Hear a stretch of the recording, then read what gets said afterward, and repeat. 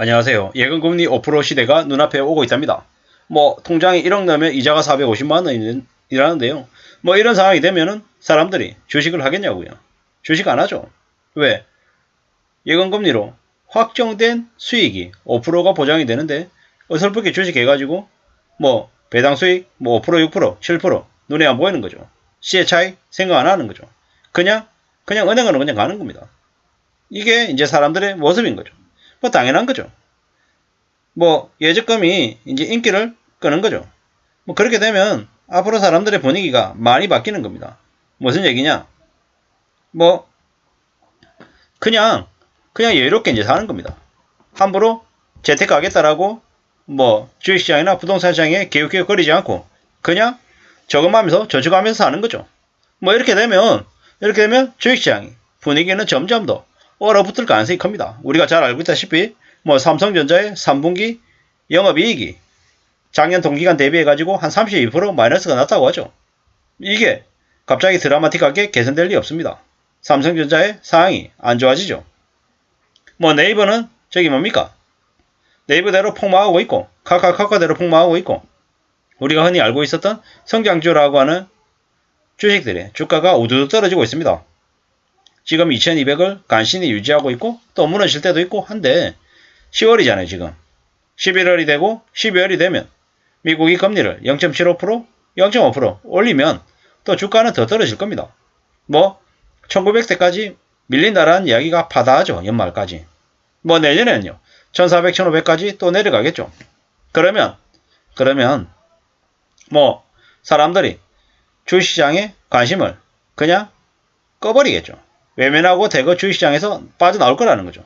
그게 우려스러우니까 그 정크사의 앞잡이들인 전문가라 불리는 놈들이 계속 얘기하죠. 정보해라, 버텨라, 지금은 빠져나와야 될 시기가 아니다. 지금은 물타기 해야 될 시기다. 이런 개소리 하고 있습니다. 근데 그놈들이 시간이 지나면 어떻게 되겠어요?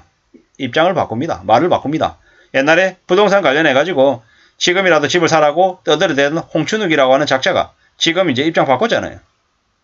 쓰레기 같은 인간들이 너무 많다라는 거죠. 사람들의 눈을, 귀를 현혹시키는 악인들이 되게 많습니다. 이래저래 사람들이 되게 부자가 될 수 있는 것처럼 경제를 잘 설명해 주는 것처럼 얘기하는 이들의 말을 다 믿어서는 안 되고 의심하고 비틀어서 확인해 볼 필요가 있다는 말씀을 드립니다.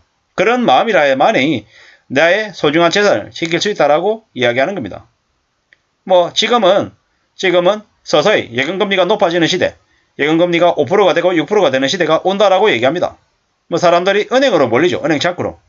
그러면 이럴 때 좀 조심스레 주식시장에 관심을 가질 필요가 있지 않겠냐라는 거죠. 물론 관심을 가지라는 거지 지금 바로 미친 듯이 사라는 얘기는 절대 아닙니다.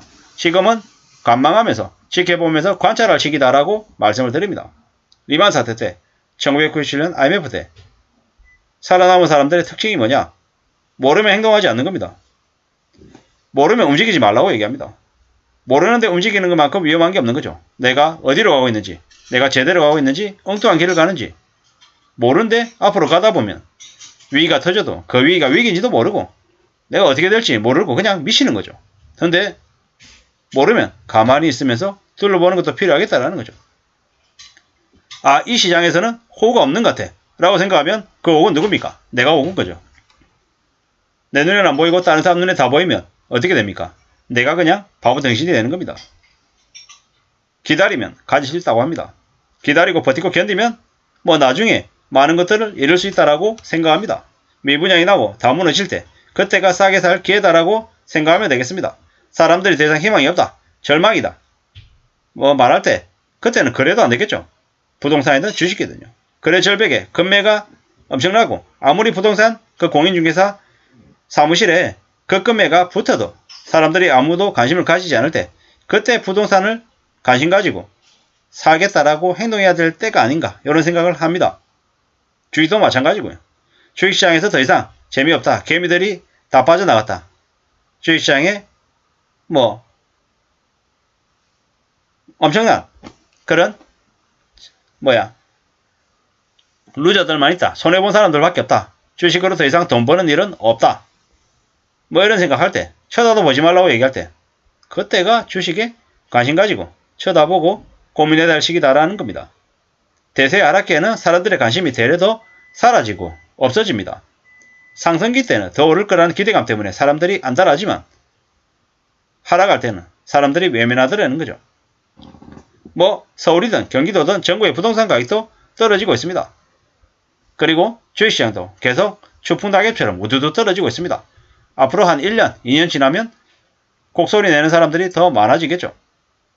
지금 시중금리가 평균금리가 얼마입니까? 한 5%쯤 되죠.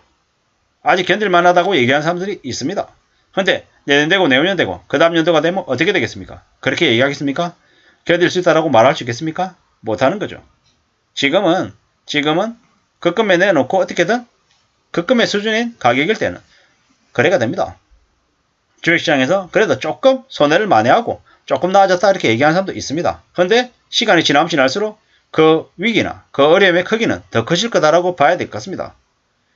뭐 예금금리가 5%가 되면 대출금리 얼마 되겠습니까? 뭐 8%, 9%, 10% 되는 거죠.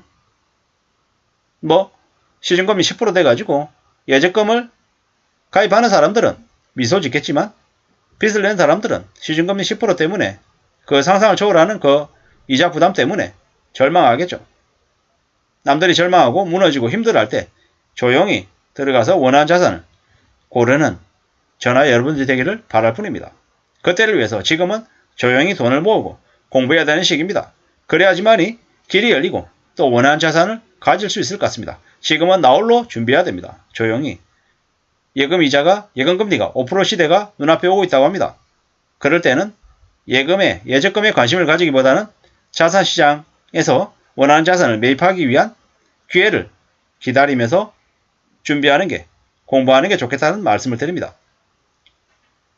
나홀로 대비해야 되죠. 남들에게 묻지 말고 떠벌리지 말고 말이죠.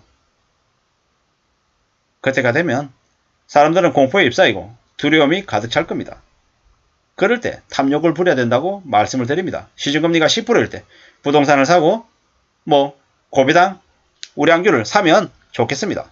금리가 높을 때는 예적금에 넣지 말고 자산 취득 사냥에 나서는 게 좋겠다라는 말씀을 드립니다. 그때는 바보같이 왜 주식이나 부동산에 하냐 이런 얘기를 듣겠죠. 그럴 때 그때 조용히 뛰어들어가야겠다라는 거죠.